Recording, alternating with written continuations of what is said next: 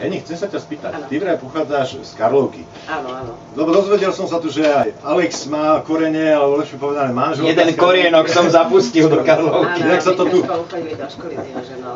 Teda moja sestra s ňou dokonca sedela v lavici. A keď sa chcem spýtať, lebo nie sa neuvádzalo, že kde presne, v Karlovke, v ktorých mestách? Stred Karlovky. Stred Karlovky? Stred Karlovky, ale to je jedno, my sme sa tam poznali. No, nás nie všetci. Ale v tej generácii dospelá. V tej generácii, hej. Lebo sme približne, no, si odo mňa niečo staršia, ale ja som chodil na bývalého Novomestského 32. Poznám. Ja poznám tam všetko. Všetko poznáš? Starý Záre si pamätáš? No jasné. Panoráma? Jasné. A dole Rybezláčik? Tak to až tak nie. V Lišťaku? A to viem, kde to bolo, ale nechodila som tam. Henrieta nikdy nemala k týmto návykovým látkam blízko. Týmto nie. Týmto nie. A to nie je ťažké návykové látky, pokiaľ sa užívajú s mierou. Ale poďme ďalej. Nie, Karlovka bola strašne fajn sídlisko. Akože pre mňa bola úžasná v tom, že bolo to síce sídlisko, ale no teraz tak už nevyzerá, ale bola to skôr taká dedinka uprostred vinohradov a lesov. Žiaľ Bohu, už mi to teda nepripomína veľmi moje detstvo. A hlavne tie dediny. No to nie, a to zahusťovanie neustále toho sídliska. Už Karlovečky sa stali pomaly, ako sa vraví, Petržalka. Áno, ale nejak tak. Ale tak snad nie až tak, ale... Ale spomienky sú príjemné. Ale veľmi, veľmi. Moja otázka ešte ďalšia znie na teba. Dočítal som sa, že miluješ turistiku a hory. Áno, je pravda, akože to je jediný šport pre mňa, pri ktorom nejak netrpím výsostne. Ale keďže mám malú dceru, tak už takých 5 rokov si nepamätám na poriadnu túru. Ale od toho máš partnera.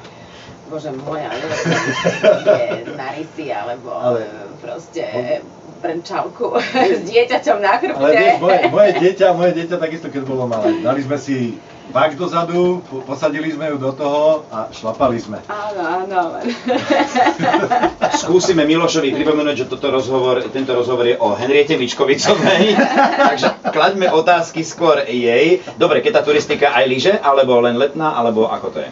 Vieš čo, aj lyže, ja nie som bohviaký lyžiar, priznávam sa, zliezla som barš, ale teda ako to je druhá vec.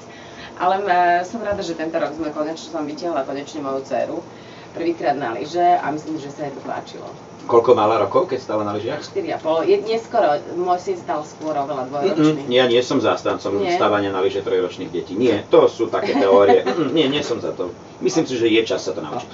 Chcem sa spýtať, čo vedela, už vie aspoň nejaké náznaky? Lebo moja dcéra ako 5-ročná vedela skôr chodiť na vleku, ako lyžovať.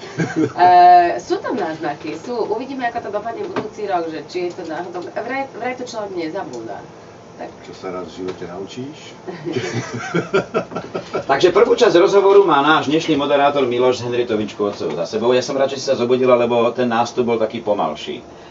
Áno, zaspala som. Opatrne. Nie tak hlboko som spala, že som už vôbec nepočula budík. Stáva sa mi to v poslednom čase dosť často. Rozmýšľam, čo za tým bude. Či vek, alebo únava, alebo... Vek nehrá. Vek nehrá. Naopak, to by sa ti malo vraj stávať lepšie, lebo že vraj čím budeme starnúť, budeme stávať ľahšie. Ježiš, tak to ešte nehrozí, lebo ja kľudne dám aj do 12, keď sa dá. Tak na príjemné vstávanie aj pre Henrietu Mičkovicovú, Culture Club o 8:45 aj 2 minúty k tomu. Vítaj. Dobré ráno. Koniec.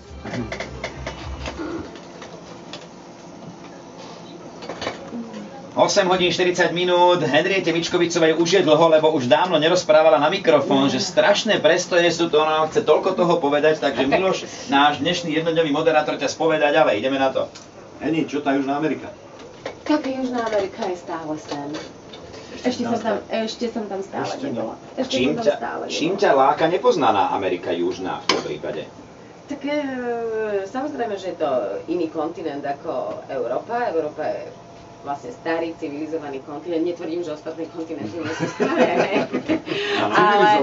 Ale práve na tom ma láka to, že je tam taká rôznorodosť, je tam nádherná príroda. Samozrejme, všetko poznám iba z televízie, alebo z kníh, alebo neviem čo, ale láka ma možno tou mentalitou. Ja mám strašne rada juhoamerických autorov a aj filmy vlastne z prostredia Južnej Ameriky sú niekedy možno trochu drsné, ale má to pre mňa také čaro a tajomstvo a no všetko sa v tom proste mixuje, chcela by som to určite niekedy zažiť. A nie je to aj tou temperamentom?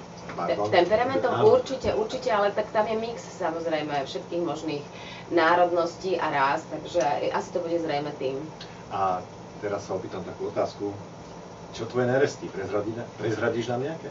Ja len dovysvetľujem za Miloša, trošku to rozšírim. Pravda je, že na teba vytiahnuť, nájsť niečo, nejakú špinu je zložité, pretože prosto ty si taká nezaujímavá, tebe sa nepíše, nič, nikde, žiadne problémy. Nemáš nejaké neresti, daj niečo na seba. Hlavne išlo niečo, čo budú večer. Vychádzal som z toho, že som sa dočítal, že to nikde nechceš spomenúť.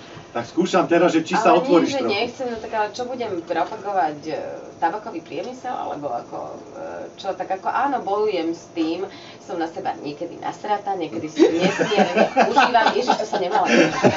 To je 8 hodín ráno, nie večer. Aha, áno.